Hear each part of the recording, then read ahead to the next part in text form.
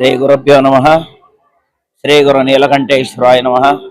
ಇಂದು ಮಹಾಶಿವರಾತ್ರಿ ತುಂಬ ವಿಶೇಷವಾಗಿರ್ತಕ್ಕಂಥ ದಿನ. ಅದು ಭಾನುವಾರ ಬಂದಿರತಕ್ಕಂಥದ್ದು ತುಂಬ ವಿಶೇಷ. ಈ ದಿವಸ ಶಿವನಿಗೆ ರುದ್ರಾಭಿಷೇಕ ಮಾಡಿ ದರ್ಶನ ಮಾಡಿ ಬಿಲ್ಪತ್ರೆಯನ್ನು ತೆಗೆದುಕೊಂಡೋಗಿ ಶಿವನ ದರ್ಶನವನ್ನು ಮಾಡೋದ್ರಿಂದ ತುಂಬಾ ಒಳ್ಳೆಯದಾಗ್ತದೆ. ಇವತ್ತಿನ ದಿವಸ ಬೆಳಗಿನ ಜಾವ 3 ಗಂಟೆಯಿಂದ ರುದ್ರಾಭಿಷೇಕ ಪ್ರಾರಂಭ ಆಗಿ ಮಧ್ಯಾಹ್ನದವರೆಗೂ ಕಂಟಿನ್ಯೂ ಆಗಿ ರುದ್ರಾಭಿಷೇಕ ನಡೀತಾ ಇತ್ತು. ಹಾಗೂ ಬೆಳಗಿಂದನೂ ದರ್ಶನದ ವ್ಯವಸ್ಥೆ ಇದೆ, ಪ್ರಸಾದ ವ್ಯವಸ್ಥೆನೂ ಇದೆ. ಹಾಗೂ ಈಗಲೂ ಈಗ 6:30ಯಿಂದ ಬೇರೆ ರೀತಿಯಾಗಿರ್ತಕ್ಕಂಥ ಒಂದು ಪ್ರಸಾದ, ಅಂದ್ರೆ ಇವತ್ತು ಅನ್ನ ಆಹಾರಾದಿಗಳನ್ನು ಸೇವನೆ ಮಾಡಬಾರ್ದು. ಆ ರೀತಿಯಾಗಿ ಉಪವಾಸ ಇರ್ತಕ್ಕಂಥವ್ರಿಗೆ ಸಿಹಿ ಪದಾರ್ಥಗಳನ್ನು, ಅಂದ್ರೆ ಯಾವುದಾದ್ರೂ ಒಂದು ಲಾಡುಂಡೆ ಅಥವಾ ಸಿಹಿಯನ್ನು ಕೊಟ್ಟು ಭಕ್ತರಿಗೆ ಕೊಡ್ತೇವೆ. ಈ ರೀತಿಯಾಗಿ ಬೆಳಗಿನ ಸಹಾಯತ ಭಕ್ತಾದಿಗಳೆಲ್ಲರೂ ಹೆಚ್ಚಿನ ಸಂಖ್ಯೆಯಲ್ಲಿ ಬಂದು ಭಗವಂತನ ದರ್ಶನವನ್ನು ಪಡೆದುಕೊಂಡು ಹೋಗ್ತಾ ಇದ್ದಾರೆ. ಎಲ್ರಿಗೂ ಸಹ ಭಗವಂತನ ಕೃಪಾ ದರ್ಶನ ಎಲ್ಲರಿಗೂ ಚೆನ್ನಾಗಾಗ್ಲಿ, ಒಳ್ಳೇದಾಗ್ಲಿ ಅಂತ ಹೇಳ್ತಾ, ಈ ದೇವಸ್ಥಾನದ ಪ್ರಧಾನ ಅರ್ಚಕರಾಗಿರ್ತಕ್ಕಂಥ ಕೆ.ಸಿ. ಶಾಂತಮೂರ್ತಿ ಸ್ವಾಮೀಜಿಗಳು, ಚಿತ್ರದುರ್ಗ.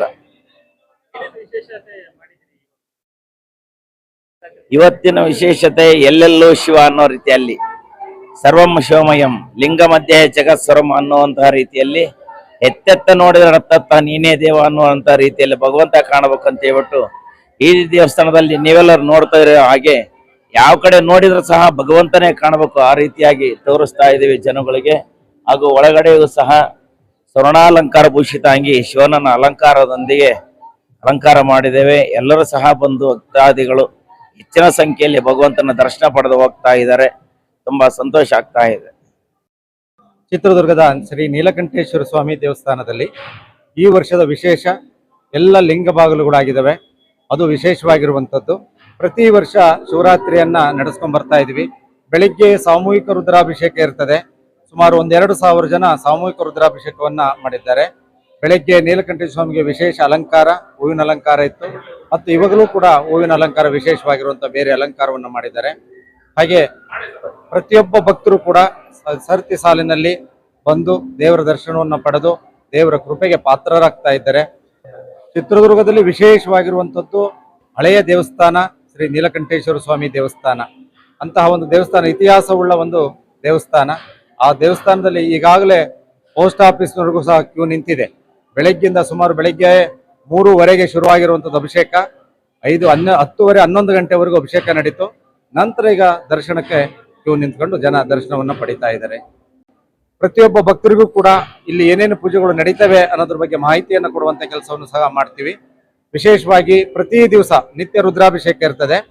ಆ ರುದ್ರಾಭಿಷೇಕದಲ್ಲಿ ಬೇರೆ ದೇವಸ್ಥಾನಗಳಲ್ಲಿ ನಾವು ಕಂಪೇರ್ ಮಾಡಿದಾಗ ಯಾವ ದೇವಸ್ಥಾನದ ಒಳಗೆ ಗರ್ಭದ ಗುಡಿಗೆ ಜನಗಳನ್ನ ಬಿಡಲ್ಲ.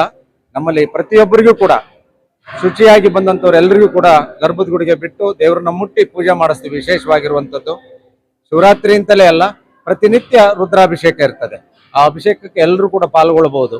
ಹಾಗೆ ಇಲ್ಲಿ ಮೃತ್ಯುಂಜಯ ಜಪ ಮತ್ತೆ ನವಗ್ರಹ ಪೂಜೆ, ಹೋಮಗಳು ಇವೆಲ್ಲವೂ ಕೂಡ ನಡೀತಾ ಹೋಗ್ತವೆ ಇಲ್ಲಿ ಸಮಾಜದಲ್ಲಿ.